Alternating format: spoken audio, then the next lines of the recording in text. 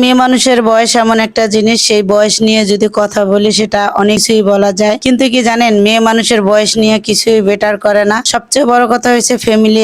বয়স আমার চলে গেল কিনা, আমি বিয়ে করব কিনা, সেটা হলো পরের কথা। যেটা আমি আপনাদের সাথে বলতে চাচ্ছি সেটা হলো এই আপুকে দেখেই কিন্তু বোঝা যাচ্ছে তার বিয়ের বয়স পার হয়ে গেল কিনা। কিন্তু এটার পিছনে কেন এত দেরি করে বিয়ে করলো, এটার পিছনে কিন্তু কিছুটা গল্প আছে। সে গল্পটা হলো যে তার দায়িত্ব পালন করতে গিয়ে কিন্তু দেখেন ফ্যামিলির দায়িত্ব পালন করতে গিয়ে আসলে কি সে দেরি করে ফেললো বিয়েতে। যতটুকু ওনার সাথে কথা বলে জানতে পারি যে উনি আসলে দায়িত্ব পালন করতে গিয়ে কিন্তু ওনার বিয়ে লেট হয়ে যায়, এবং ওনাকে দেখেও কিন্তু আপনারা বুঝতে পারছেন যে ওনার আসলে লেট করে বিয়ে করাটা হয়েছে। কিন্তু কি জানেন উনি আরো দায়িত্ব পালন করতে গিয়ে কিন্তু ব্রাইডাল সাজবে কিনা বা অনেক কিছুই ভেবে চিন্তে এই মেকআপটা নিল। ওনার আজকে কাবিন ছিল, বিশেষ করে ওনাকে কিন্তু তুলে নিয়ে যাবে না, শুধু কাবিন হবে আজকে, সেই মেকআপটাই নিয়েছে। যদি ব্রাইডালের মেকআপ হতো আমি কিন্তু চেষ্টা করতাম ওনাকে আরো সুন্দর করে তুলতে। আমি যতটুকু আমার সাধ্যের ছিল ততটুক দিয়েই আমি ওনাকে চেষ্টা করেছি সুন্দর করে তোলার। কতটুকু পেরেছি আসলে আপনারা কিন্তু বলবেন যে আমি কতটুকু ওনাকে সুন্দর করতে পারছি।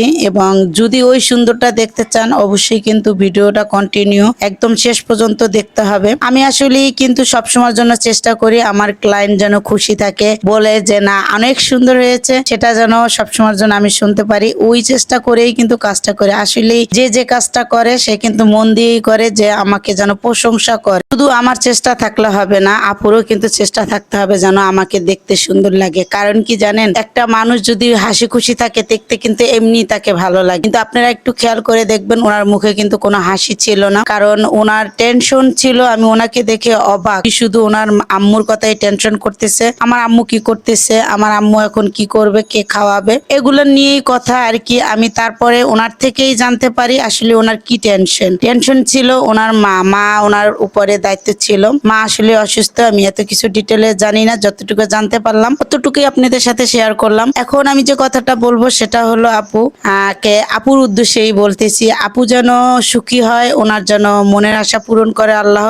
আর মাকে যে দায়িত্ব নেয় তার অবশ্যই আল্লাহ মনের আশা পূরণ করবে। আর ওই আপুর জন্য আমার আসলে অনেক অনেক দোয়া, যে আপুটা এত দায়িত্ব নিতে জানে, সে যেন সুখী হয়। আপনারাও দোয়া করবেন আপুর জন্য, আপু যেন সুখী হয়, তার নতুন জীবনে পা দিবে। আসলে নতুন জীবনটা যেন তার হাসি খুশির মধ্যেই কাটে, সে যেন টেনশন এবং এত দায়িত্ব না নিতে হয়। অবশেষে কিন্তু আমি চলে আসলাম আপনাদের ফাইনাল লুক নিয়ে। এই যে আপনারা দেখতে পাচ্ছেন ফাইনাল লুকটা আসলে কেমন হলো। আমি কিন্তু অনেকটাই চেষ্টা করেছি যে ওনাকে দেখতে যেন অনেক সুন্দর লাগে, পরবর্তীতে ওনাকে হাসানোরও চেষ্টা করেছি, এটাও আমার দায়িত্ব। একটু আমি ওনাকে বলেছি যে একটু হাসেন, তারপরে কিন্তু উনি হেসে দিয়েছে, আপনারা কিন্তু সেটাও দেখতে পাচ্ছেন। আর আজকের জন্য ভিডিও শেষ করলাম, আবার নতুন ভিডিও নিয়ে চলে আস।